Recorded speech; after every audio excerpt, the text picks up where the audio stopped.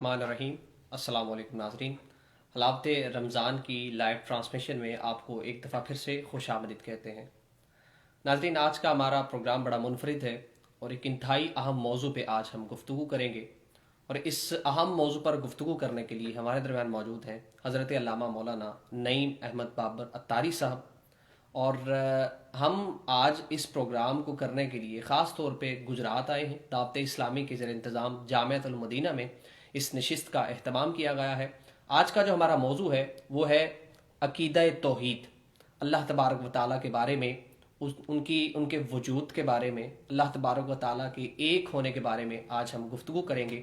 اور جتنے بھی سوالات عام طور پر لوگوں کے ذہنوں میں ہوتے ہیں عقیدہ توحید کو لے کر، بڑے معاملات میں اختلاف بھی ہے، بہت سے معاملات ایسے بھی ہیں جن سوالات کا ہمیں سامنا کرنا پڑتا ہے، تو کوشش یہ ہوگی وہ تمام تر سوال جو آپ کے ذہنوں میں ہیں ان کو کلیئر کیا جائے۔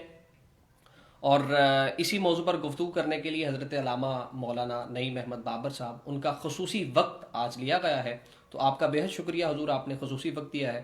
تو پروگرام کا موضوع کا نشست کا باقاعدہ آغاز تلاوت کلام پاک سے مفتی میاں مبشر اقبال صاحب کریں گے۔ اعوذ باللہ من الشیطان الرجیم، بسم اللہ الرحمن الرحیم،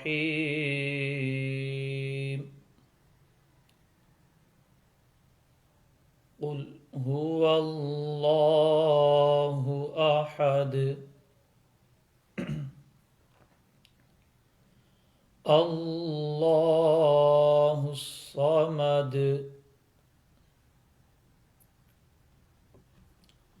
لم یلد ولم یولد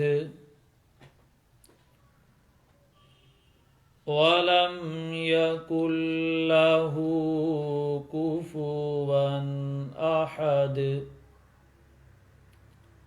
آمنت باللہ صدق اللہ العظیم۔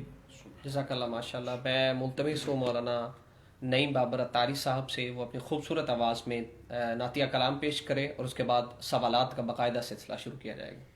صلی اللہ علیک یا رسول اللہ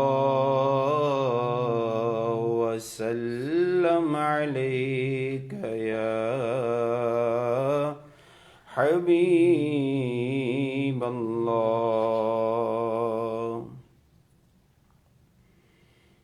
پل سے اتارو راہ گزر کو خبر نہ ہو، پل سے اتارو راہ گزر کو خبر نہ ہو، جبریل پر بچھائیں تو پر کو خبر نہ ہو، جبریل پر بچھائیں تو پر کو خبر نہ ہو، کانٹا میرے جگر سے غم روزگار کا، کانٹا میرے جگر سے غم روزگار کا کو خبر نہ ہو، یوں کھینچ لیجیے کہ جگر کو خبر نہ ہو، فریاد امتی جو کرے حال زار میں، فریاد امتی جو کرے حال زار میں، ممکن نہیں کہ خیر بشر کو خبر نہ ہو، ممکن نہیں کہ خیر بشر کو خبر نہ ہو، ان کے سوا رضا کوئی حامی نہیں جہاں، ان کے سوا رضا کوئی حامی نہیں جہاں، گزرا کرے پیسر پہ پیدر کو خبر نہ ہو، گزرا کرے پیسر پہ پیدر کو خبر نہ ہو، جبریل پر بچھائیں تو پر کو خبر نہ ہو۔ جزاک اللہ، ماشاء اللہ جی، بڑا خوبصورت کلام، بڑی خوبصورت آواز۔ اور ناظرین محترم جنہوں نے ابھی ہمیں جوائن کیا ہے، آپ سے گزارش یہ ہے کہ ویڈیو کو آپ شیئر کر دیجئے، کیونکہ آج ہم ایک انتہائی اہم موضوع کو ڈسکس کرنے جا رہے ہیں، اور موضوع ہے عقیدہ توحید کا۔ دیکھیے ناظرین، اللہ تبارک و تعالیٰ کا وجود، یہ ہر ایک مسلمان کا ایمان ہے کہ اللہ تعالیٰ ایگزسٹ کرتے ہیں، اللہ تعالیٰ کا وجود ہے، اللہ تعالیٰ ایک ہے، لیکن آپ کے پاس اس چیز کو ثابت کرنے کے لیے دلائل بھی ضرور ہونے چاہیے۔ ایک باشعور مسلمان کے ذہن میں یہ ہونا چاہیے کہ اگر کسی کو دلائل دینے پڑ جائیں کہ اللہ تعالیٰ کو وجود ثابت کریں تو ہم کیسے دلائل دے سکتے ہیں۔ تو سب سے پہلا میرا سوال بھی علامہ صاحب سے یہی ہوگا کہ علامہ صاحب، اللہ تعالیٰ کے وجود پر کیا کوئی دلائل ایسے ہیں؟ اگر کوئی ہم سے پوچھ لے تو ہم اسے کیا دلائل دے سکتے ہیں؟ بسم اللہ الرحمن الرحیم۔ چونکہ اس دنیا کے اندر بہت سارے مذاہب اور بہت سارے ادیان کے فالورز لوگ موجود ہیں، ہر دین کے اندر اللہ تعالیٰ کے حوالے سے مختلف طرح کی سوچیں ہیں، مختلف طرح کے نظریات ہیں، لیکن جو اسلام نے ہمیں اللہ تبارک و تعالیٰ جل وعلا کے حوالے سے عقائد دیے، نظریات دیے، جو فکر دی کہ اللہ تبارک و تعالیٰ جل وعلا، اگر ہم دیگر مذاہب کے تقابل کے اعتبار سے اولاً بات کریں تو دنیا میں ایسے لوگ بھی ہیں جنہیں دہریہ کہا جاتا ہے، یعنی وہ لوگ کہ جو اللہ تعالیٰ کے وجود کو مانتے ہی نہیں، جن کی یہ سوچ ہے کہ یہ کائنات خود ہی بن گئی، ایک حادثہ ہوا، ایک ایکسیڈنٹ ہوا، اس کے وجود، اس کے ہونے پر یہ سارے کا سارا نظام بنا اور یہ خود ہی چل رہا ہے، اس کا چلانے والا کوئی نہیں۔ ایسے لوگ بھی دنیا میں ہیں، بالکل جیسے معذرت جس طرح ایتھسٹ، آج کل ایتھسٹ کا نام بھی دیا جاتا ہے۔ ایتھسٹ، جی بالکل ایسا ہی ہے، یعنی ایتھسٹ کو غالباً اردو میں دہریہ ہی کہیں گے نا، جو اللہ تعالیٰ کے وجود کا قائل نہیں ہوتا۔ تو اب ایسے شخص سے جب ایک مسلمان بات کرے گا تو اس کو کس طرح سے سمجھائے گا کہ اللہ ہے؟ صحیح، کیونکہ اگر اللہ کریم جل وعلا کی ذات کو بندہ عقل سے پرکھنا چاہے تو عقل تو اس کا احاطہ نہیں کر سکتی۔ صحیح، اللہ کریم کا عقل احاطہ کرے، احاطہ کہتے ہیں گھیرنا، اللہ کریم کا عقل احاطہ کرے، عقل کو یہ فہم اور ادراک دیا ہی نہیں گیا۔ صحیح۔ اور اب جب ایسے شخص سے بات کی جائے کہ جو اللہ کے وجود کا ہی قائل نہیں، اس کے لیے ہمیں ہمارے بزرگوں کی سیرت رہنمائی کرتی ہے۔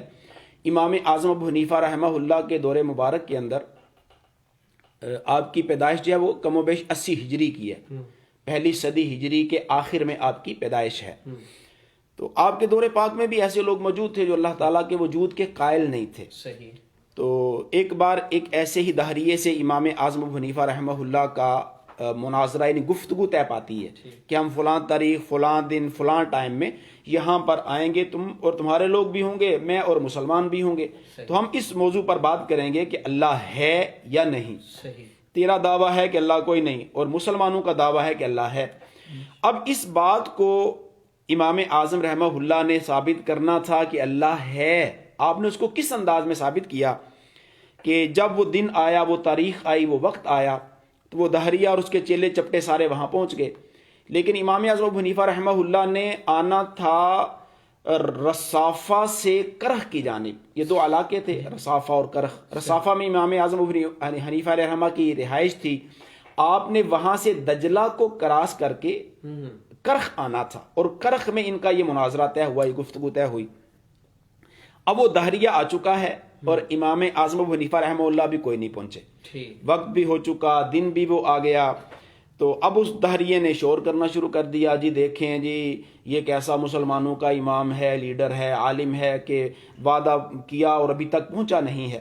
اب مسلمان پریشان تھے کہ امام اعظم ابھی تک آئے نہیں، اور دہریہ اور اس کے چیلے چپٹے خوش تھے کہ لگتا ہے وہ اپنے دعوے میں نعوذ باللہ جھوٹا تھا اس لیے نہیں آیا۔ اب کچھ وقت گزرا تو مسلمان جو ہیں وہ پریشانی میں ہیں، تجسس میں ہیں، اتنے میں سب نے دیکھا کہ دور سے ایک شخص جو ہے بڑی تیزی سے چلتا ہوا آ رہا ہے۔ جب وہ قریب پہنچا تو لوگوں نے دیکھا کہ وہ امام اعظم ابو حنیفہ رحمہ اللہ کی ذات تھی۔ جیسے ہی آپ وہاں پہنچے تو دہریے نے آپ پر سوالات کی بچھاڑ شروع کر دی، یا آپ کیسے جو ہے نا وہ مذہبی بندے ہو، آپ کیسے عالم ہو، آپ کیسے امام ہو کہ آپ نے وعدہ کیا اور آپ ٹائم پر نہیں پہنچے، آپ نے تاخیر کر دی۔ تو امام اعظم رحمہ اللہ نے ارشاد فرمایا کہ بھائی پہلے مجھ سے یہ تو پوچھو میں دیر سے کیوں آیا، اچھا میرے دیر سے آنے کا سبب کیا ہے؟ اس نے کہا اچھا بتائیے آپ کیوں دیر سے آئے؟ آپ نے فرمایا دیکھو میں تھا علاقہ رصافہ میں، وہاں سے میں نے آنا تھا یہاں کرخ تمہارے پاس، اور ان دونوں علاقوں کے درمیان میں دریا دجلہ ہے۔ جب میں اپنے گھر سے وقت پر نکلا، میں دریا کے کنارے آیا تو میں نے دیکھا دریا میں نہ کشتی ہے نہ کوئی ملاح ہے، میں کس طرح دریا پار کروں؟ میں کنارے پر کھڑا رہا، اچھا کھڑے کھڑے وقت گزرتا رہا، میں انتظار کرتا رہا کشتی کا۔ تو میں نے اچانک کیا دیکھا، جس جانب میں کھڑا تھا اس کی اپوزٹ سائڈ، دریا کی دوسری جانب اچھا اچانک ہی درخت خود ہی کٹنا شروع ہو گئے، ان درختوں کے خود ہی جو ہے وہ تختے بننے شروع ہو گئے، پھٹے بننے لگ گئے، پھر وہ تختے خود ہی جڑنے لگ گئے، ان میں خود ہی کیل ٹھکنے لگ گئے، وہ خود ہی کشتی کی شکل بن گئی، اور وہ کشتی بغیر چلانے والے کے چلتی ہوئی خشکی سے پانی پر اتری، اور بغیر چلانے والے کے چلتی ہوئی میرے پاس آئی، میں اس میں بیٹھا، اور پھر میں نے دریا کراس کیا، اور اتنا سارا ایک پروسیس ہوا، ایک عمل ہوا جس میں ایک ٹائم لگا۔ تو ظاہر ہے میں نے لیٹ ہی آنا تھا، میں تو اپنے ٹائم پر آ چکا تھا، لیکن کشتی اور ملاح کے نہ ہونے کی وجہ سے مجھے تاخیر ہوئی۔ تو جب امام اعظم رحمہ اللہ نے یہ پوری داستان بیان کی تو دہریہ کہنے لگا یہ کیسے ہو سکتا ہے کہ ایک درخت خود ہی کٹیں، پھٹے خود ہی جوڑیں، اس میں خود ہی کیل ٹھکیں، وہ خود ہی کشتی کی شکل بن جائے، وہ خود ہی بغیر چلانے والے کے چلتی ہوئی آپ کے پاس آئے اور آپ کو لے کر دریا آپ کو کراس کر دے، یہ کیسے ہو سکتا ہے؟ تو امام اعظم رحمہ اللہ مسکرانے لگے، فرمایا بھائی میں بھی تو یہی کہتا ہوں، اچھا میرا بھی تو یہی دعویٰ ہے کہ جب درخت خود کٹ نہیں سکتے اس کے لیے کاٹنے والا چاہیے، پھٹے خود بن نہیں سکتے ان کے بنانے والا چاہیے، تختے خود جڑ نہیں سکتے کوئی جوڑنے والا چاہیے، کشتی خود بن نہیں سکتی اس کا کوئی بنانے والا چاہیے، کشتی خود چل نہیں سکتی اس کا کوئی چلانے والا چاہیے۔ تو جب اتنی چھوٹی سی کشتی کے لیے ہر پروسیس میں کوئی بنانے والا، کوئی کاٹنے والا، کوئی جوڑنے والا، کوئی چلانے والا چاہیے، تو اتنی بڑی کائنات خود کیسے بند اور چل سکتی ہے؟ جب آپ رحمہ اللہ کی یہ حکیمانہ گفتگو اس نے سنی تو وہ تائب ہو گیا، اور اس نے آپ کے دستے حق پرست پر توبہ کی، کلمہ پڑھا، اور الحمدللہ مسلمان ہو گیا۔ تو پہلی بات تو یہ ہے کہ اللہ ہے، اس کا وجود ہے، اس کے بغیر کوئی شے متصور ہی نہیں ہے، صحیح، اور الحمدللہ ہم مسلمانوں کا یہ عقیدہ ہے کہ اللہ کریم کی ذات موجود ہے۔ تو گویا اس سے اب ان دہریوں کی تو کاٹ ہو گئی کہ جو یہ کہتے ہیں کہ خدا ہے ہی نہیں، دنیا کا کوئی کام، دنیا کی کوئی شے خود سے وجود میں نہیں آ سکتی، اس کے لیے کوئی نہ کوئی سے وجود دینے والا چاہیے، اس کے لیے کوئی خالق چاہیے، کوئی بنانے والا چاہیے۔ تو اللہ کریم جل وعلا کی ذات موجود ہے۔ اچھا اب اس پر دلائل کیا ہیں؟ اللہ ہے، عقلی دلائل کیا ہیں؟ نقلی دلائل تو ہیں، ہم قرآن پاک سے بیان کریں، حدیث کریمہ سے بیان کریں، لیکن چونکہ معاشرے کے اندر ایسے لوگ بھی ہیں جو قرآن و حدیث کے نہ ماننے والے لوگ ہیں، جنہیں ہم نن مسلم کہتے ہیں، کافر کہتے ہیں، یا دہریے ہیں یا مشرکین ہیں۔ تو اللہ تبارک و تعالی ہے، اس پر اللہ تعالی نے یہ جتنی بھی کائنات کا نظام ہے نا، اگر بندہ اس میں غور کرے تو ہر شے اللہ کے وجود پر دلیل ہے، بے شک ہر چیز اللہ کے وجود پر دلیل ہے، حتیٰ کہ اگر ہم زمین کو دیکھیں، آسمان کو دیکھیں، چاند سورج ستاروں کو دیکھیں، یہ دریاؤں کو دیکھیں، یہ چلتی ہواؤں کو دیکھیں، یہ دن اور رات کے آنے جانے کو دیکھیں، یہ سورج چاند ستارے کے نظام کو دیکھیں اور بندے کی تخلیق کو دیکھیں، پھر اس بندے کے اندر اللہ نے اپنے وجود پر دلیلیں رکھی. یعنی ہم دیکھتے ہیں دنیا کے اندر اس وقت جو ایک اندازے کے اعتبار سے انسانی تعداد کو بیان کیا جاتا ہے، کم و بیش 7 ارب کے قریب ہے. اب ان 7 ارب کے قریب لوگوں کو اگر ایک جگہ جمع کر دیا جائے، کسی کی شکل کسی سے نہیں ملتی. صحیح بات. ہر ایک کا چہرہ دوسرے سے الگ، حالانکہ چہرہ کتنی بڑی اس کا حجم ہے، یوں سمجھے کہ 1 فٹ بھی نہیں بنتا، اسکوائر فٹ کی صورت بھی اس کی نہیں بنتی. اور اس کے اندر مخصوص اعضاء ہیں، 2 آنکھیں ہیں، کان ہے، ناک ہے، منہ ہے، یہ رخسار ہیں، یہ ٹھوڑی ہے، پیشانی ہے، کن پٹیاں ہیں، یہ ابرو ہیں، پلکیں ہیں، آنکھیں ہیں، ہر ایک کی یہی چیزیں ہیں. اب یہ 1 اسکوائر فٹ کے اندر مخصوص اعضاء اگر 7 ارب لوگوں کے ہوں تو اس میں تو سینکڑوں نہیں، ہزاروں نہیں، لاکھوں کی شکلیں جیسی ہو جانی چاہیے. بڑے سے بڑا مصور بھی اگر تصویر بناتا ہے تو 10 تصویریں بنانے کے بعد 11ویں جب بنائے گا تو 11ویں پہلی 10ویں میں سے کسی ایک والی ہوگی. تو اللہ تبارک و تعالی ہے، اس کے ہونے پر یہ بات دلیل ہے کہ اس نے اتنے انسان بنائے، کسی کی شکل کسی سے نہیں ملتی، ہر ایک ڈیفرنٹ جو ہے وہ شیپ والا ہے. پھر چہرہ تو ایک بڑی ساخت اور بڑا حجم ہے. اگر انسانی پورے کو دیکھیں، ایک پورے کی مقدار کیا ہے؟ اچھا، اس میں نہ آنکھیں ہیں، نہ کان ہے، نہ زبان ہے، نہ منہ ہے، نہ ہونٹ ہیں، نہ ناک ہے، نہ رخسار ہے، نہ ٹھوڑی ہے، نہ ابرو ہے، نہ پلکیں ہیں، کچھ بھی نہیں ہے. کیا ہے؟ ڈاٹس، لائنیں. تو اللہ ہے، کوئی بنانے والا ہے نا کہ جس نے اتنے سارے انسانوں کو بنایا اور کسی کے فنگر پرنٹ کسی سے نہیں ملتے. بے شک. تو یہ ساری کی ساری چیزیں اللہ کے وجود پر دلیل ہیں. اور اللہ خود قرآن میں فرماتا ہے کہ اگر میرے علاوہ کوئی اور خدا ہوتا تو کیا ہوتا؟ زمین و آسمان کا نظام درم برم ہو جاتا. اگر ایک سے زائد خدا ہوتے، جس طرح کے بعض ادیان میں پایا جاتا ہے، کوئی 360 خداؤں کا ماننے والا، کوئی سینکڑوں نہیں، ہزاروں نہیں، لاکھوں خداؤں کا ماننے والا بھی موجود ہے. سانپ ان کے یہاں خدا، بچھو ان کے یہاں خدا، عجیب و غریب جو چیز سامنے آ جائے وہ کہتا ہے یہ ہمارا خدا ہے، اس کی عبادت شروع کر دیتے ہیں. اگر ایک سے زائد خدا ہوتے تو کیا ہوتا؟ اللہ فرماتا ہے کائنات کا نظام درم برم ہو جاتا. کیوں؟ خدا ایک ہے تو نظام ٹھیک چل رہا ہے. اب وہ ہمارے یہاں محاورتاً کہتے ہیں نا، جس بچے کی 2 دائیاں اس کا سر سیدھا نہیں بنتا. جس ہنڈیا کو 2 عورتیں بنائے وہ ہنڈیا کبھی بھی معیاری نہیں بنتی، یا تو نمک کم یا زیادہ ہوگا یا مرچیں کم یا زیادہ ہوں گی. تو اگر ایک ہنڈیا کے بنانے میں 2 عورتیں پارٹیسپیٹ کریں تو اس کا ذائقہ خراب، اس کا ٹیسٹ خراب ہو جاتا ہے. اور اگر ایک بچے کی دائیاں 2 ہوں تو اس کا سر سیدھا نہیں بنتا. تو اگر اس کائنات کو بنانے اور چلانے والے ایک سے زائد ہوتے تو نظام کیسے چلتا؟ اگر 2 خدا مانے جاتے تو ایک کہتا سورج کو طلوع ہو، دوسرا کہتا نہ ہو، تو کیا ہوتا؟ اگر دونوں خدا حقیقتاً ہوتے تو فساد اور خرابی پیدا آتی. اور اگر ایک نہ کر سکنے والا ہوتا اور ایک کر سکنے والا ہوتا تو جو نہ کر سکنے والا ہوتا وہ تو خدا ہی نہیں ہے. کوئی خدا عاجز نہیں ہے، خدا انکساری سے پاک ہے، عجز سے پاک ہے، کمی کوتاہی سے پاک ہے. فعال لما یرید، یہ اللہ کی صفت ہے کہ وہ جو چاہے کر سکتا ہے. یہ اس کی ایک صفت ہے کہ اللہ تعالیٰ کے لیے کوئی روک ٹوک نہیں ہے. وہ جس کام کے کرنے کا ارادہ فرماتا ہے وہ کہتا ہے کن فیکون. اس نے جب فرمایا ہو جا، وہ شے ہو جاتی ہے. تو لہٰذا اولاً تو یہ کہ خدا کو ماننا ہے، بغیر خدا کے کائنات کا وجود ہی متصور نہیں ہے. اور جب اس کو مان لیا تو اب ایک سے زائد نہیں ماننا بلکہ ایک ماننا ہے. اور آج کا ہمارا چونکہ عنوان بھی یہی تھا، عقیدہ توحید. توحید کہتے ہی اس بات کو ہیں. توحید جو ہے نا، یہ وحدہ یوحد، توحید یہ مصدر ہے جس کا معنی ہے کسی ذات کو ایک ماننا. توحید کا معنی یہ ہے کہ اللہ تعالیٰ کو ایک ماننا. نبی کریم صلی اللہ تعالیٰ علیہ وسلم جب تشریف لائے مکہ المکرمہ میں، آپ پیدا ہوئے، اعلان نبوت آپ نے فرمایا، اور اس کے بعد کافروں کا حضور سے اختلاف کیا تھا؟ یہی تو تھا کہ وہ 360 کی عبادت کرنے والے لوگ تھے. انہوں نے اپنے خداؤں کے وہ مجسمے بنا کر، بت بنا کر خانہ کعبہ کے اندر رکھے ہوئے تھے، اور اس پھر کعبے کی عمارت کا ننگے طواف کرتے، سیٹیاں بجا کر طواف کرتے، تالیاں بجا کر طواف کرتے تھے. نبی پاک صلی اللہ تعالی علیہ وسلم نے کیا اعلان کیا؟ کہ خدا ایک ہے. اللہ کی توحید کو بیان کیا، صحیح۔ اور اسی پر ان کافروں نے آپ سے اختلاف کیا، اور پھر جو بھی آپ پر ظلم و ستم کی آندیاں چلائی گئیں کافروں کی جانب سے. تو اللہ تبارک و تعالیٰ جل وعلا کا پہلے ہم وجود مانیں گے، اور اس کے بعد پھر اس کے ایک ہونے کو تسلیم کرنا ہے. ایک سے زائد بھی ہم خدا نہیں مان سکتے کہ اس سے کائنات کا نظام کبھی بھی درست نہیں چل سکتا. تو لہٰذا اللہ کریم جل وعلا ایک ہے.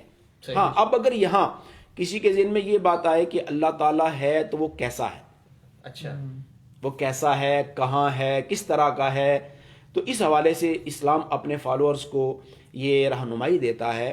اس حدیث پاک کے راوی ہیں حضرت ابن عباس، ابن عمر اور ابو ذر غفاری رضی اللہ تعالی عنہم. یہ تینوں صحابہ ہیں. یہ بیان کرتے ہیں کہ نبی کریم صلی اللہ علیہ وسلم نے ارشاد فرمایا تفکروا فی الخلق ولا تتفکروا فی الخالق فإنکم لا تقدرون قدرہ وفی روایت فتہلکوا یا فتہلکوا. تو فرمایا ان تینوں راویوں سے روایت کہ نبی کریم علیہ الصلوۃ والسلام فرماتے ہیں اللہ تعالیٰ کی مخلوق میں غور کرو، جو اس نے چیزیں بنائی ہیں ان میں غور کرو، اللہ کی ذات میں غور نہ کرو. اچھا، کیوں؟ کہ تمہاری عقل کو اللہ کی ذات کے بارے میں غور و خوض کرنے کی صلاحیت ہی نہیں دی گئی. صحیح، کہ عقل اس کا احاطہ نہیں کر سکے گی نا. صحیح. اور ایک روایت میں یہ فرمایا اگر تم نے ایسا کیا، اللہ کی ذات میں تم غور کرنے لگ گئے، تو کیا ہوگا؟ تم ہلاک کر دیے جاؤ گے، برباد کر دیے جاؤ گے. تو اللہ کریم جل وعلا کی ذات میں مسلمان کو غور کرنے کی اجازت نہیں ہے. اللہ تعالیٰ کی صفتوں میں غور کرنا ہے، اس کا جو خالق ہونا ہے کہ وہ بندوں کا خالق، وہ پہاڑوں کا بنانے والا، زمین و آسمان کا بنانے والا. تو اس نے کیسی زبردست اپنی مخلوق بنائی. بندہ جب اس میں غور کرے گا تو اللہ تعالیٰ کی شانوں اور قدرتوں کو سمجھنے والا ہو جائے. صحیح، بے شک. ہاں، اس میں یہ ہے کہ اللہ کریم جل وعلا کے بارے میں ایک مسلمان کے عقائد کیا ہوں، صحیح، ایک مسلمان کس طرح سے اپنے رب کے بارے میں عقیدہ رکھے. بالکل ایسا. ہمارا سوال بھی اگلا یہی تھا. اچھا، آپ کا سوال بھی یہ تھا. تو اس میں ایک مسلمان جو ہے وہ ایک تو چیز ہمیں پتہ چل گئی علامہ صاحب، اللہ تعالیٰ ایک ہے، اللہ تعالیٰ کا وجود بھی ہے، اس پر دلائل بھی ہم نے دیکھ لیے. تو اب اگر بطور مسلمان ہم نے اللہ تعالیٰ کے بارے میں عقیدہ رکھنا ہے، اللہ تعالیٰ واحد یہ بھی عقیدہ رکھ لیا، اللہ تعالیٰ کا وجود ہے یہ بھی عقیدہ رکھ لیا، اس کے علاوہ کیا عقیدہ ہونا چاہیے؟ اللہ کریم جل وعلا چونکہ ہر شے کی اصل خدا کی ذات ہے، صحیح، اسی نے اس کائنات کا نظام بنا کر اس میں انبیاء کرام، رسول عظام مبعوث فرمائے، بڑی بڑی شانوں والے اس نے بندے پیدا کیے. اللہ تبارک و تعالیٰ کے بارے میں مسلمان کے عقائد کیا ہونے چاہیے؟ سب سے پہلے تو وہ اللہ تعالیٰ کے ہونے کو تسلیم کرے، صحیح، تب مسلمان ہوگا کہ اللہ ہے. یہ جو لفظ بولے جاتے ہیں نا واجب الوجود، دو اصطلاحیں ہیں، ایک ہے ممکن الوجود، ایک ہے واجب الوجود. واجب الوجود فقط اللہ کی ذات ہے، یعنی جس کے وجود، یعنی جس کا پایا جانا لازم ہو. واجب الوجود کا معنی یہ وجود یعنی پایا جانا، واجب ضروری، جس کا وجود ضروری ہے وہ کون ہے؟ اللہ کی ذات. اور ممکن الوجود، ہم سارے انسان ممکن الوجود ہیں کہ جس کا پایا جانا ممکن ہو، نہ بھی ہو تو کوئی مسئلہ نہیں. جیسے ہم پہلے نہیں تھے اب ہیں اور مستقبل میں پھر نہیں ہوں گے. بے شک. ٹھیک ہے، تو اللہ واجب الوجود ہے، انسان ممکن الوجود ہے. تو سب سے پہلے اللہ کے بارے میں یہ نظریہ کہ اللہ ہے، یہ عقیدہ رکھنا ہے، تب بندہ مسلمان ہوگا. اس کے بعد اللہ تعالیٰ کی ذات و صفات قدیم ہیں، یعنی ہمیشہ سے ہیں. صحیح. اللہ کی ذات بھی ہمیشہ سے ہے، اور اس کی جتنی صفتیں ہیں، رحمان ہونا، رحیم ہونا، کریم ہونا، جواد ہونا، رؤوف ہونا، رحیم ہونا، یہ ساری کی ساری اللہ کی صفتیں بھی قدیم ہیں، یعنی ہمیشہ سے ہیں. وہ حادث نہیں ہیں. حادث کہتے ہیں جو پہلے نہ تھیں بعد میں آئیں. صحیح. ٹھیک ہے، جسے کہتے ہیں حادثہ ہو گیا، ایکسیڈنٹ ہو گیا. کیا مطلب؟ پہلے نہیں ہوا تھا، اب جب ہوا تو اس کو ہم نے حادثہ کہہ دیا. تو یہ حادثہ عربی کا لفظ ہے. تو اللہ تعالیٰ کی ذات اور اس کی صفات یہ ساری قدیم یعنی ہمیشہ سے ہیں، اور باقی ہر شے حادث ہے، ختم ہو جانے والی ہے. پہلے نہیں تھی، اس کو وجود دیا اور پھر وہ نہیں ہوگی. اس کے علاوہ اللہ کریم واجب الوجود ہے، یہ عقیدہ رکھنا ہے. پھر اس کے ساتھ ساتھ اللہ تعالیٰ مکان سے پاک ہے، جگہ سے پاک ہے. یہ بھی ہمارے ہاں مسلمانوں میں بعض اوقات اس طرح کی گفتگو اللہ تعالیٰ کے بارے میں کر دی جاتی ہے، وہ جو آسمانوں میں ہے. اچھا، تو اللہ تعالیٰ آسمانوں میں نہیں ہے. ہاں، اللہ تعالیٰ جگہ سے پاک ہے، مکان سے پاک ہے. اچھا اچھا اچھا، وہ جہت سے بھی پاک ہے، وہ ڈائریکشن سے بھی پاک ہے. ہم یہ بھی نہیں کہتے اللہ تعالیٰ اوپر ہے، تو اللہ کیا اگر اوپر ہے تو نیچے نہیں، نیچے ہے تو اوپر نہیں، دائیں ہے تو بائیں نہیں، بائیں ہے تو دائیں نہیں. صحیح تو اللہ تعالیٰ مکان، جہت، سمت، ڈائریکشن سے پاک ہے. اور یہاں علامہ صاحب یہ کہنا کہ اللہ تعالیٰ ہر جگہ ہے. ہاں، اللہ تعالیٰ ہر جگہ ہے، اس کی علماء نے ایک بڑی خوبصورت تعویل کی ہے. ہر جگہ ہے بھی اللہ کے لیے ہم نہیں بولیں گے. اچھا. ہاں، کیونکہ ہر جگہ اگر ہے، مثلا پاکستان میں بھی اللہ ہے، ہاں تو امریکہ میں بھی اللہ ہے، مکہ میں بھی اللہ ہے، مدینے میں بھی اللہ ہے. تو اب اس سے ایک تو تعدد الہ کا شبہ پیدا ہوتا ہے، یعنی متعدد خدا ہونا. صحیح صحیح صحیح. اور جب بندہ عقل سے اس بات کو سمجھے گا نا تو بولے گا اب اللہ اگر ہے تو پھر نعوذ باللہ اس کے دماغ میں جسم آئے گا کہ اگر اللہ ہے تو اللہ کا کون سا حصہ پاکستان میں ہے، کون سا حصہ مکے میں ہے، کون سا مدینے میں ہے. یا اللہ کی تو طرح بڑا اللہ تعالی ہر جگہ ہے کا مطلب یہ ہے کہ اللہ تعالی ازرو علم اور قدرت، صحیح. یعنی ہر شے کا اسے ہر وقت علم ہے اور ہر شے پر اسے ہر وقت قدرت حاصل ہے کہ جہاں جو تبدیلی، تصرف، چینج کرنا چاہے وہ کر سکتا ہے. اچھا. تو اس اعتبار سے تو ہم کہہ سکتے ہیں اللہ تعالیٰ ہر جگہ ہے، یعنی ازرو علم اور قدرت کے. صحیح صحیح. وگرنہ اس جملے کو اس طور پر بولنا اللہ ہر جگہ ہے، اس سے بھی علماء منع کرتے ہیں. صحیح. جس طرح خانہ کعبہ کے بارے میں کہتے ہیں جی اللہ کا گھر ہے، تو اس کا بھی مطلب یہ ہے تجلی مرکز. نہیں، وہ اس سے مراد یہ ہے کہ اللہ تعالیٰ کا گھر، ہم ہر مسجد کو بیت اللہ کہتے ہیں، اللہ کا گھر کہتے ہیں، مساجد اللہ کا گھر ہیں. تو یہاں جو نسبت ہے نا اللہ تعالیٰ کی طرف، اس کو کہتے ہیں علماء نسبت تشریفی، یعنی اللہ تعالیٰ کی جانب اس شے کو نسبت دے کر اس شے کو شرف عطا فرمایا گیا. صحیح. جیسے ناقۃ اللہ، اللہ کی اونٹنی، صالح علیہ السلام کی اونٹنی کو ناقۃ اللہ کہا گیا. تو اللہ کی اونٹنی سے کیا مطلب؟ صرف ناقہ صالح اللہ کی اونٹنی تھی، باقی اونٹنیاں اللہ کی نہیں ہیں. بے شک. ٹھیک ہے، تو یہ صرف ایک نسبت ہوتی ہے جو شرف دینے کے لیے ہوتی ہے کہ مسجد کو اللہ کا گھر کہہ دیا گیا، ورنہ اللہ تو گھر سے پاک ہے. صحیح. اعلیٰ حضرت فرماتے ہیں نا یہ گھر ہے اس کا جو در گھر سے پاک ہے. سبحان اللہ، سبحان. تو اللہ کریم مکان سے پاک، یہ بھی عقیدہ رکھنا ایک مسلمان کے لیے ضروری ہے. اسی طرح اللہ تعالیٰ بھول سے پاک ہے. اللہ تعالیٰ نعوذ باللہ بہکنے سے پاک ہے. وہ خود قرآن میں فرماتا ہے لا یضل ربی ولا ینسا، کہ تیرا رب نہ بہکتا ہے نہ بھولتا ہے. اللہ تعالیٰ نیند سے پاک ہے، اونگ سے پاک ہے. لا تأخذہ سنۃ ولا نوم، قرآن میں اللہ فرماتا ہے اسے نہ اونگ آتی ہے نہ نیند آتی ہے. اسی طرح اللہ کریم جل وعلا پر اعتراض کرنا، اچھا، اس کے کسی بھی کام پر اگر کوئی اعتراض کرے گا تو بندہ دائرہ اسلام سے خارج ہو جائے گا. تو معترض اللہ پر مسلمان نہیں ہو سکتا. اللہ نے جو بھی کیا اس کی رضا میں راضی رہنا یہ مسلمان کے لیے ضروری ہے. اسی طرح اللہ کریم جل وعلا جسم سے بھی پاک ہے. جس طرح اللہ مکان سے پاک ہے نا، اللہ جسم سے بھی پاک ہے. ٹھیک ہے. یعنی کوئی یہ کہے نا کہ نعوذ باللہ من ذالک، اللہ تعالیٰ جب کرسی پر بیٹھتا ہے وسع کرسی السماوات والارض، تو اس کی کرسی چین چین کرتی ہے، کرسی آوازیں دیتی ہے، تو گویا اس نے اللہ تعالیٰ کے وجود کا اقرار کیا. اللہ تعالیٰ پکڑتا ہے نافرمانوں کو ہاتھوں سے پاک. اس کی رحمت بندے کی جانب دوڑ کر آتی ہے، وہ اللہ پاؤں سے پاک. صحیح.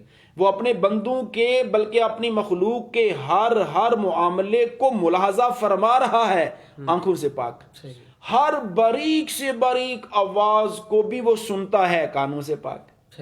تو اللہ تعالی جسم سے بھی پاک ہے، اس کے لیے جسم نہیں مانیں گے. اچھا، اب یہاں اگر کسی کے ذہن میں یہ بات ہے کہ جی اللہ کے لیے نہ مکان ہے، نہ جسم ہے، نہ جسمانیت ہے، نہ ڈائریکشن ہے، نہ سمت ہے، اس کی ذات میں غور ہی نہیں کرنا، تو وہ ہے تو کیسا ہے؟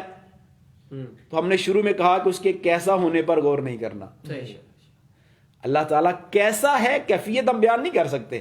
ہاں، اس کا وجود ہے، اس پر ہم نے گفتگو کی کہ اس کے لیے یہ دلائل اللہ تعالیٰ نے خود انسان کے اندر رکھے، کائنات کے اندر رکھے.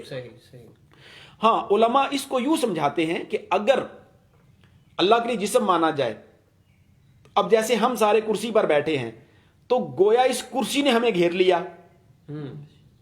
ٹھیک ہے، اب ہم کرسی پر ہیں، کرسی کے دائیں بائیں آگے پیچھے ہم نہیں ہیں. تو اگر اللہ کے لیے جسم مانیں گے تو پھر اللہ محدود ہو جائے گا، جبکہ اللہ اس حد سے پاک ہے. اس کے لیے اس طرح کی حدیں نہیں ہیں کہ ہم اس کو آسمانوں میں محصور کر دیں، ہم بولیں وہ زمین میں ہے، ہم بولیں وہ دائیں ہے، ہم بولیں وہ اوپر ہے. تو اب یہ جو چیزیں ہیں مسلمان ان چیزوں سے اس کو اوائڈ کرنا ہوگا. اللہ کریم جل وعلا کے لیے جسم سے پاک ہونا یہ مسلمان کے لیے اس کا اقرار ضروری ہے. یوں ہی اللہ تعالیٰ کا کوئی بیٹا ہو، کوئی بیٹی ہو، کوئی بیوی ہو، اس سے بھی اللہ پاک ہے. صحیح. کیونکہ یہ رشتے ہیں انسانی رشتے، اور اللہ انسان تو نہیں ہے، وہ تو خالق ہے، وہ تو انسان کا بنانے والا ہے. ٹھیک ہے. تو جس طرح بعض مذاہب کے اندر یہ ہے، وہ ہولی فیملی کا جو ہے نا وہ اصطلاح بولتے ہیں، مقدس خاندان. اس مقدس خاندان سے ان کی کیا مراد ہوتی ہے؟ 3-4 ذاتیں انہوں نے مراد لی ہوتی ہیں. تو نعوذ باللہ وہاں یہ عقیدہ ہوتا ہے کہ عیسیٰ اللہ کے بیٹے ہیں. بالکل ایسا. عیسائیت میں ٹھیک ہے. یہودیت میں یہ ہے کہ حضرت عزیر علیہ السلام اللہ کے بیٹے ہیں. تو ہم ایسے لوگوں کو بڑے پولائٹ انداز میں، کوئی تکرار نہیں، کوئی بحث نہیں، کوئی الجھنا نہیں، کہ اگر عیسیٰ علیہ السلام کو اس لیے اللہ کا بیٹا کہتا ہے کہ وہ بن باپ کے پیدا ہوئے، اچھا، تو آدم علیہ السلام کے بارے میں وہ کیا کہے گا؟ بے شک، کہ جو ماں باپ دونوں کے بغیر پیدا ہوئے. صحیح. اگر یہودی عزیر علیہ السلام کو اللہ کا بیٹا مانتے ہیں تو اللہ تو ان چیزوں سے پاک ہے. اس کے ہاں تو بیٹا بیٹی اولاد اور بیوی یہ نہیں ہے. اور اس نے خود سورہ اخلاص میں ارشاد فرمایا کہ قل هو اللہ احد اللہ الصمد لم یلد ولم یولد، بالکل، کہ نہ اس نے کسی کو جنا نہ وہ جنا گیا. اس نے جنا نہیں ہے، اس نے پیدا کیا ہے، اس نے تخلیق فرمایا ہے. تو اللہ تعالیٰ کے لیے مسلمان کا یہ عقیدہ ہونا بھی ضروری ہے کہ وہ اس بات کو تسلیم کرے کہ اللہ تعالیٰ کی نہ کوئی بیوی ہے، نہ کوئی اس کا بیٹا ہے، نہ کوئی اس کی بیٹی ہے. چونکہ مشرکین مکہ ملائکہ کو اللہ کی بیٹیاں کہتے تھے. اللہ تعالیٰ نے قرآن پاک میں بھی اس بات کو بیان کیا کہ یہ کتنے عجیب لوگ ہیں، اپنے لیے بیٹی پسند نہیں کرتے اور میرے لیے بیٹیاں مانتے ہیں. صحیح صحیح. فرشتوں کو بھی بیٹیاں قرار دیتے، حالانکہ میں ان چیزوں سے پاک ہوں. صحیح. ناظرین، ہمارے موضوع کا جو پہلا مرحلہ تھا کہ اللہ تعالیٰ کے وجود، اللہ تعالیٰ کے ایک ہونے اور مسلمان کے اللہ تعالیٰ کے بارے میں کیا عقائد ہونے چاہیے، علامہ صاحب نے بڑے خوبصورت انداز میں آپ تک یہ تمام معلومات پہنچائی، تمام دلائل پہنچائے. اب ہمارے اس موضوع کا دوسرا حصہ شروع ہونے والا ہے. اور علامہ صاحب میرا آپ سے سوال یہ ہے کہ بہت سے لوگ یہ دیکھنے کو آیا ہے کہ بہت سے لوگ کہتے ہیں کہ جی اللہ تبارک و تعالیٰ جو ہے، آپ نے صرف اللہ تعالیٰ کا نام استعمال کیا تو اس کے مقابلے میں مشکل کشا کسی شخص کے لیے بولنا، حاجت روا کسی شخص کے لیے بولنا یہ جائز نہیں ہے. اس حوالے سے آپ کا کیا موقف ہے؟ جی میرا موقف تو کوئی الگ موقف نہیں ہے. جو اسلام نے ہمیں الحمدللہ اس حوالے سے رہنمائی دی ہے، میں اس کو آپ کے سامنے بیان کرتا ہوں. صحیح. جو اس طرح کی سوچ کے حامل لوگ ہیں نا، کہ جو یہ کہتے ہیں کہ مشکل کشا ایک خدا، بس ایک خدا، داتا صرف خدا کی ذات، باقی سب شرک و بدعت، حاجت روا صرف ایک خدا، صرف ایک خدا، یہ لوگ اصل میں قرآن و سنت کے فہم سے دور ہیں. صحیح.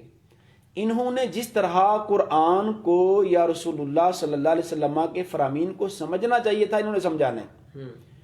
جو ان کے جو بھی بڑے تھے انہوں نے جو سوچ دی اس کو لے کر یہ بھاگ پڑے، اور مسلمانوں پر انہوں نے مطلب اس طرح کے فتوے لگانے شروع کر دیے کہ جو اللہ کے سوا کسی کو مشکل کشا مانے وہ نعوذ باللہ مسلمان نہیں ہے، جو کسی اور کو حاجت روا مانے وہ مسلمان نہیں ہے، داتا صرف خدا کی ذات ہے، باقی سب شرک و بدعت ہے. تو ہم بڑے پیار سے ایسوں کو جو ہے نا وہ عرض کرتے ہیں کہ بھئی دیکھیں، سوچ، نظریہ، عقیدہ، فکر یہ ہم کہاں سے بنا سکتے ہیں؟ مسلمان کہاں سے بنائے گا؟ قرآن پاک سے، بالکل ایسے، یا نبی پاک صلی اللہ علیہ وسلم کے فرامین سے. یعنی قرآن ہے اور حدیث ہے، انہی سے ہم چیزوں کو سمجھیں گے اور ان کو آگے ڈیفائن کریں گے.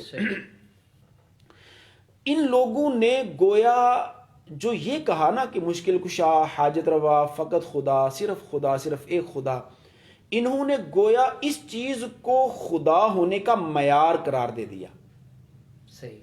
کہ مشکل کشا معیار ہے الوہیت کا، کہ جو الہ ہوگا نا وہ مشکل کشا ہوگا، ٹھیک ہے، بندہ نہیں ہو سکتا. ٹھیک ہے. تو میں آپ کے سامنے اس حوالے سے چند باتیں عرض کرتا ہوں. اللہ تبارک و تعالی خدا ہے، الہ ہے، معبود ہے. الوہیت کا معیار کیا ہے؟ صحیح. کیا الوہیت کا معیار کسی بیمار شخص کو شفا دے دینا ہے؟ کیا الوہیت کا معیار یہ ہے کہ کسی کی حاجت روائی کر دی جائے؟ صحیح. کیا الوہیت کا معیار یہ ہے کہ دور سے سنے؟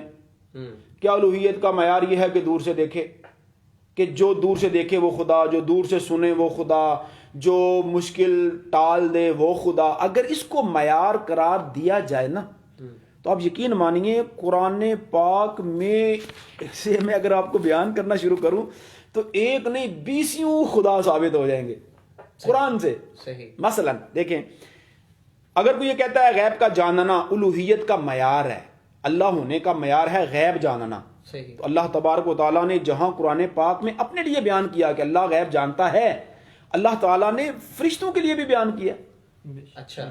اللہ تعالیٰ نے نبیوں کے لیے بھی بیان کیا. اب دیکھیں نا، بڑی مشہور وہ آیت کریمہ سورہ بقرہ کی کہ جب اللہ تعالیٰ فرماتا ہے کہ انی جاعل فی الارض خلیفہ، کہ میں زمین میں اپنا نائب بنانے کا ارادہ رکھتا ہوں، فرشتوں تمہاری کیا رائے ہے؟ تو فرشتوں نے کیا کہا؟ قالوا اتجعل فیہا من یفسد فیہا ویسفک الدماء، کہ اللہ کیا تو ایسے کو زمین میں اپنا خلیفہ بنائے گا کہ جو زمین میں جا کر فساد کرے گا، خون ریزیاں کرے گا؟ ابھی بندہ بنا کوئی نہیں، آدم بنے کوئی نہیں، آدمی بنا کوئی نہیں، فرشتوں کو کیسے پتا چل گیا کہ یہ خون ریزی کرے گا، یہ جا کر دنگا فساد کرے گا، لڑائیاں جھگڑے کرے گا، قتل و غارت گری کرے گا، جبکہ فرشتے بیان کر رہے ہیں؟ اس کا مطلب اللہ نے ان کو علم دیا تھا تو وہ بیان کر رہے ہیں نا. اچھا، اسی طرح نبیوں کے بارے میں اللہ کریم جل وعلا نے قرآن پاک میں بیان فرمایا. حضرت سیدنا عیسیٰ علیہ السلام فرماتے ہیں، سورہ آل عمران ہے، آیت نمبر 3 ہے، اللہ فرماتا ہے بلکہ سورہ آل عمران آیت نمبر 49 اللہ فرماتا ہے وَأُنَبِّئُكُم بِمَا تَأْكُلُونَ وَمَا تَدَّخِرُونَ فِي بُيُوتِكُم، کہ عیسیٰ علیہ السلام یہ کہتے ہیں میں تمہیں بتاتا ہوں جو تم کھاتے ہو اور جو تم اپنے گھروں میں جمع کر کے رکھتے ہو. اب بندے نے کیا کھایا ہے کیسے پتا چلے گا جبکہ عیسیٰ علیہ السلام بتا رہے ہیں.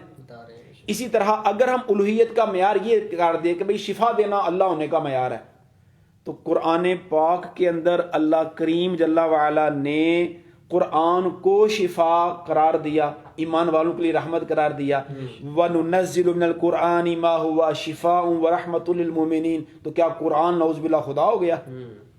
اچھا، اسی طرح اللہ کریم جل وعلا عیسیٰ علیہ السلام کے بارے میں فرماتا ہے کیا وَأُبَرِّئُ الْأَكْمَحَ وَالْأَبْرَصَ، کہ میں شفا دیتا ہوں مادرزاد اندھے اور سفید داغ والے یعنی برس کے مریض کو. تو شفا تو عیسیٰ علیہ السلام بھی دے رہے ہیں، قرآن کہہ رہا ہے، ہم تو نہیں کہہ رہے. قرآن کہہ رہا ہے کہ عیسیٰ علیہ السلام یہ کہا کرتے تھے، تو کیا عیسیٰ علیہ السلام کو اب نعوذ باللہ خدا مان لیں؟ وہ بھی تو شفا دے رہے ہیں، مادرزاد اندھے کو شفا دے رہے ہیں جس کا علاج میڈیکل کے پاس ہے ہی کوئی نہیں. پیدائشی اندھے کا دنیا میں کہیں علاج نہیں ہے، لیکن اللہ تعالیٰ نے عیسیٰ علیہ السلام کو دیا تھا اس کا علاج، اور اب مادرزاد اندھے کو شفا دیتے تھے. حضرت سیدنا یوسف علیہ السلام کی قمیص جب لے کر کنعان لے جائی گئی تو اس قمیص نے کیا کیا تھا؟ حضرت سیدنا یعقوب علیہ السلام کے جب چہرے پر اس کو ڈالا گیا تو ان کی جو نظر میں کمزوری تھی وہ ٹھیک ہو گئی. تو قمیض یوسف نے شفا دی کہ نہیں دی؟ تو کیا قمیض یوسف کو خدا ہم مان لیں؟ تو شفا دینا اللہ ہونے کا معیار نہیں ہے. اسی طرح دیگر بہت ساری ایسی چیزیں ہیں، دور سے سن لینا، یہ قرآن پاک میں متعدد ایسی آیتیں ہیں کہ اللہ نے غیر کے لیے اس کو بیان کیا. تو لہٰذا یہ کہنا کہ مشکل کشا صرف ایک خدا، حاجت روا صرف ایک خدا، یہ مسلمان کے اندر فتنہ پیدا کرنا ہے، مسلمان کو اس کے قرآن سے اور رسول اللہ کے فرامین سے دور کرنا ہے. ہاں، خدا ہونے کا معیار کیا ہے ہم ضمناً یہ بھی سنتے چلے نا کہ بھائی شفا دینا اللہ ہونے کا معیار نہیں ہے، دور سے سننا خدا ہونے کا معیار نہیں ہے. تو کیا معیار ہے بھائی؟ یہ بھی بتاؤ مولانا. تو اللہ تعالی کے لیے جو اللہ ہونے کا معیار ہے نا وہ کیا ہے؟ وہ یہ ہے کہ اللہ بے نیاز ہے اور بندہ نیاز مند ہے. اللہ محتاج الیہ ہے، یعنی بندے اس کے محتاج ہیں، ٹھیک ہے، محتاج الیہ جس کی حاجت ہو، اور بندے کیا ہیں؟ وہ محتاج ہیں. تو اللہ ہونے کا معیار اس کی بے نیازی ہے. یہ دور سے سننا، یہ دور سے دیکھنا، یہ شفا دینا، یہ غیب کا جان لینا، یہ اللہ ہونے کا معیار نہیں ہے. ورنہ قرآن سے آپ کو بہت سارے خدا ماننے پڑیں گے. تو اللہ تعالیٰ کیا ہے؟ بے نیاز ہے. اور کیسا بے نیاز ہے؟ وہ خود فرماتے ہیں اللہ الصمد، اللہ بے نیاز ہے. اور لم یلد ولم یولد، نہ اس کی اولاد نہ اس نے کسی کو جنا نہ وہ جنا گیا. اسی طرح واللہ الغنی وانتم الفقراء، اللہ فرماتا ہے کہ اللہ تو بے پرواہ ہے اور تم ہو محتاج. اللہ تعالیٰ نے یہاں جو تقابل فرمایا نا قرآن پاک میں کہ واللہ الغنی وانتم الفقراء، یہ ہے معیار کہ بندے ہیں محتاج، فقیر کا معنی محتاج، اور واللہ الغنی اللہ بے نیاز. تو اللہ تعالیٰ کا اللہ ہونے کا جو معیار ہے وہ اس کی بے نیازی ہے. وہ نہ نبیوں کا محتاج، نہ ولیوں کا محتاج، نہ مسلمان کا محتاج، نہ وہ فرشتوں کا محتاج، وہ کسی شے کا محتاج نہیں ہے. لیکن اس نے ایک سسٹم بنایا ہوا ہے. وہ بہت سارے اس کے نظام کے اندر بہت سارے کام فرشتوں کے ذمے ہیں، فرشتے کرتے ہیں، بادل برساتے ہیں فرشتے، موت دیتا ہے فرشتہ، حالانکہ حقیقتاً بارش برسانے والی ذات اللہ کی ذات ہے، صحیح موت دینے والی ذات اللہ کی ذات ہے، لیکن اللہ خود فرماتا ہے قل یتوفاکم ملک الموت الذی وکل بکم، کہ تمہیں موت دیتا ہے کون؟ فرشتہ موت دیتا ہے.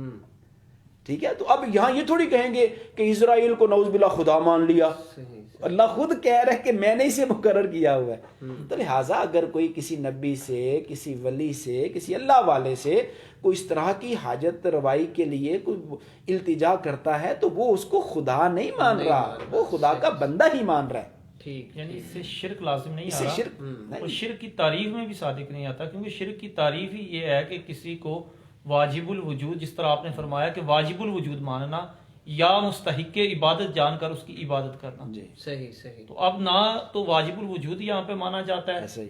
اور نہ ہی مستحق عبادت جانا جاتا ہے. عبادت کی ذات جو لائق ہے وہ بھی ذات اللہ کی ذات ہے، اللہ کی ذات اور واجب الوجود بھی وہ اللہ تعالیٰ اللہ ہی ہے.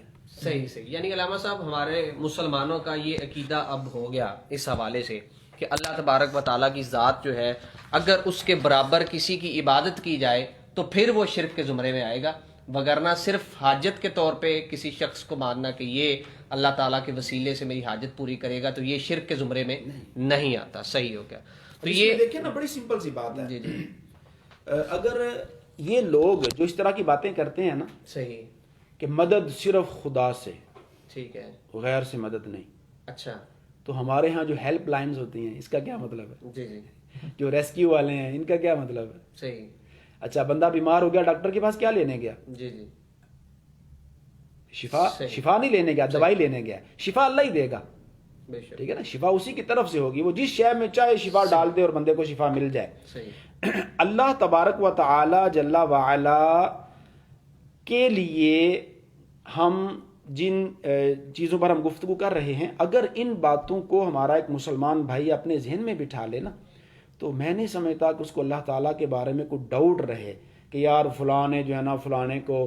بلکہ اگر میں یہاں ضمناً یہ بات عرض کروں، اب میں ان چیزوں کو ذرا بیان نہیں کر پاؤں گا، ہمارے پاس اتنا ٹائم نہیں ہے، ورنہ میرے پاس اس وقت قرآن پاک سے کم و بیش 30 ایسے حوالے موجود ہیں کہ میں ان کو سورتوں کے نام کے ساتھ، ان کی آیات کے نمبر کے ساتھ بیان کر سکتا ہوں کہ اللہ تبارک و تعالی نے جو اپنے لیے لفظ بولا وہی اپنے غیر کے لیے بھی بولا ہے.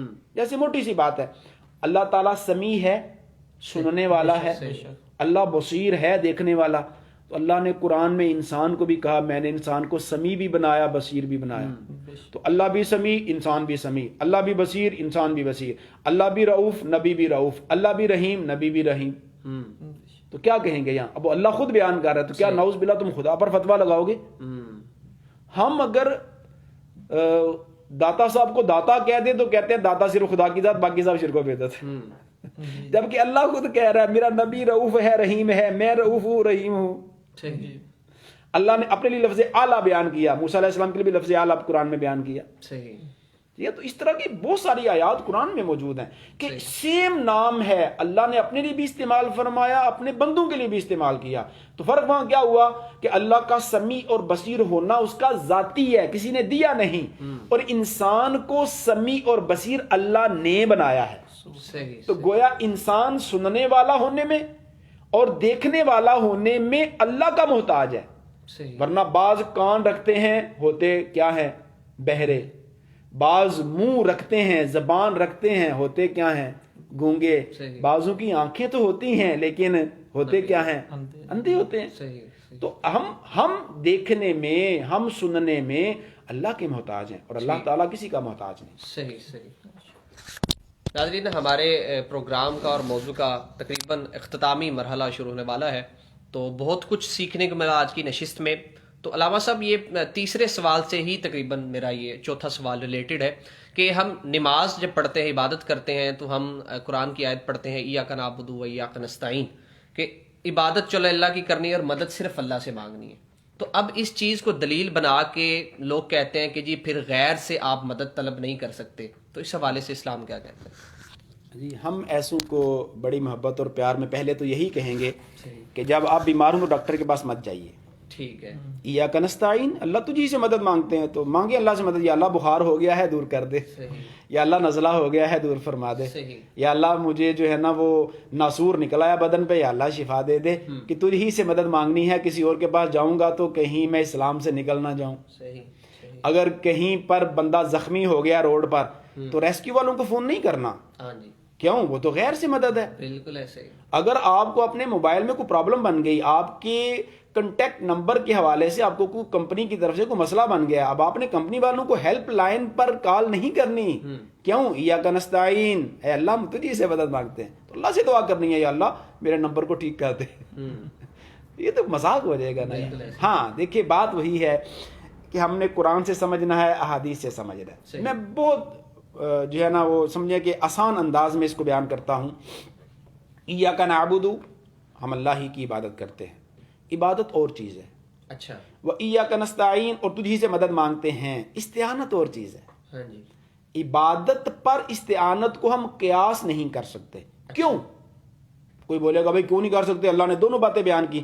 تو بھیا کیا اللہ نے صرف سورہ فاتحہ نازل کی ہے اور پورا قرآن نازل کوئی نہیں کیا اس نے؟ تو قرآن کی قرآن سے تفسیر یہ سب سے اعلیٰ تفسیر ہے. صحیح. یعنی قرآن کی تفسیر کے بہت سارے درجے ہیں. اچھا. نمبر 1 قرآن کی قرآن سے تفسیر، قرآن کی بعض آیتوں کی تفسیر قرآن کی آیتیں ہی کرتی ہیں. یہ سب سے اعلیٰ تفسیر ہے کہ اللہ اپنے کلام کی خود وضاحت فرماتا ہے. صحیح. نمبر 2 ہے قرآن کی حدیث سے تفسیر، پھر اسی طرح قرآن کی صحابہ کے اقوال سے تفسیر وغیرہ ذالک، اس طرح مختلف اس کی اعتبارات ہیں. صحیح. اگر مدد بھی اللہ ہی سے ہو، غیر سے جائز نہ ہو تو ٹھیک ہے. میں قرآن پاک پڑھتا ہوں آپ کے سامنے. اللہ تبارک و تعالیٰ جل وعلا سورہ کہف پارہ نمبر 16 آیت نمبر 95 میں ارشاد فرماتا ہے، اور حضرت سیدنا ذوالقرنین کے قول کو اللہ بیان کیا. اللہ کیا فرماتا ہے؟ قال ما مکنی فیہ ربی خیر فاعینونی بقوۃ. ذوالقرنین کیا کہتے ہیں کہ اللہ تعالیٰ نے مجھے جس بات پر قدرت دی ہے نا، یہ بڑی زبردست چیز ہے، یہ بہت بہتر اور میرے لیے بھلائی والی شے ہے.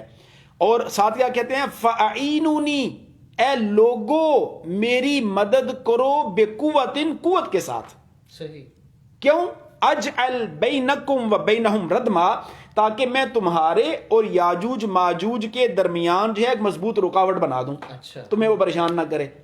تو اب ذوالقرنین کیا کہہ رہے ہیں؟ فاعینونی، اے اللہ کے بندو جن کے پاس اب موجود تھے میری مدد کرو. صحیح. تو اگر مدد غیر اللہ سے ناجائز ہوتی تو ذوالقرنین یہ مدد مانگتے؟ قرآن میں اس کو اس انداز میں یعنی جائز والے انداز میں بیان کیا جاتا. پھر ایاک نستعین، استعانت کا لفظ بولا گیا. ٹھیک ہے جی. اب میں انہی الفاظ سے قرآن پاک کی آپ کے سامنے آیت پڑھتا ہوں. اللہ تبارک و تعالیٰ سورہ بقرہ پارہ 2 آیت نمبر 153 میں ارشاد فرماتا ہے، یا ایھا الذین آمنوا استعینوا بالصبر والصلاۃ، اے ایمان والو صبر سے مدد مانگو، نماز سے مدد مانگو. یعنی یہ نہیں کہا یا ایھا الذین آمنوا استعینوا باللہ، کیا کہا؟ استعینوا بالصبر والصلاۃ. تو کیا صبر خدا ہے؟ کیا نماز خدا ہے؟ جبکہ اللہ تبارک و تعالیٰ نے یہاں بیان فرمایا. اسی طرح عیسیٰ علیہ السلام کا قرآن پاک میں یہ قول موجود ہے کہ جب یہودی آپ کے خلاف ہوئے اور آپ کے لیے کچھ مسائل پیدا ہوئے تو آپ نے کیا کہا؟ من انصاری الی اللہ، کون ہے میرا مددگار میرے رب کی جانب. تو عیسیٰ علیہ السلام اللہ کے نبی ہو کر اپنے امتیوں سے گویا مدد طلب کر رہے ہیں. قالوا نحن انصار اللہ، انہوں نے کہا کہ ہم ہیں جو آپ کی مدد کریں گے اللہ تعالیٰ کے معاملہ میں. تو اب یہ مدد مانگنا عیسیٰ علیہ السلام کا، حضرت ذوالقرنین کا، اسی طرح اللہ تعالیٰ کا ہمیں فرمانا استعینوا بالصبر والصلاۃ، اگر ایاک نستعین سے یہ مراد ہو جو یہ لوگ لے رہے ہیں کہ کسی نبی ولی سے مدد نہیں لینی، کسی غیر خدا سے مدد نہیں لینی، تو پھر وہ ساری غیر مددوں کو شامل ہو جائے گی. جیسے میں نے مثالیں دی، ریسکیو والوں کو بھی پھر شامل ہوگی، ہیلپ لائن والوں کو بھی شامل ہو جائے گی. وہاں بھی جو مدد مانگے گا تو پھر نعوذ باللہ اس پر وہی فتویٰ لگاؤ جو ولیوں نبیوں سے مدد مانگنے پر لگاتے ہیں. صحیح. تو یہ ایک پورا ایک الگ ٹاپک ہے نا کہ غیر اللہ سے مدد مانگنے کی کیا صورت ہے. تو بہرحال چند باتیں میں نے آپ کے سامنے عرض کرنے کی کوشش کی.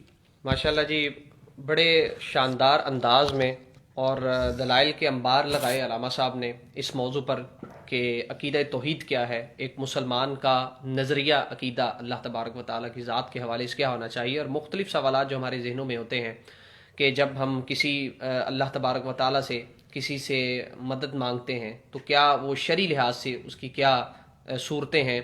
تو ناظرین، یہ پروگرام جو ہے یہ فیس بک پہ سیو ہو گیا ہے عقیدہ توحید کے حوالے سے، تو یہ چیزیں اپنے ذہن نشین کر لیجئے کہ اللہ تبارک و تعالیٰ کے بارے میں ہمارا عقیدہ کیا ہونا چاہیے، اور غیر اللہ سے جب مدد طلب کی جاتی ہے تو اس میں فتنہ بنانے کے لیے چند طبقات جو ہیں وہ اپنے معاملات اندر لے آتے ہیں، تو ان کے لیے دلائل کیا ہونے چاہیے اور ہمارے پاس کیا دلیل ہے، اس حوالے سے بہترین انداز میں علامہ صاحب نے آج کا لیکچر ڈیلیور کیا ہے، آج کے موضوع کو ایڈریس کیا ہے۔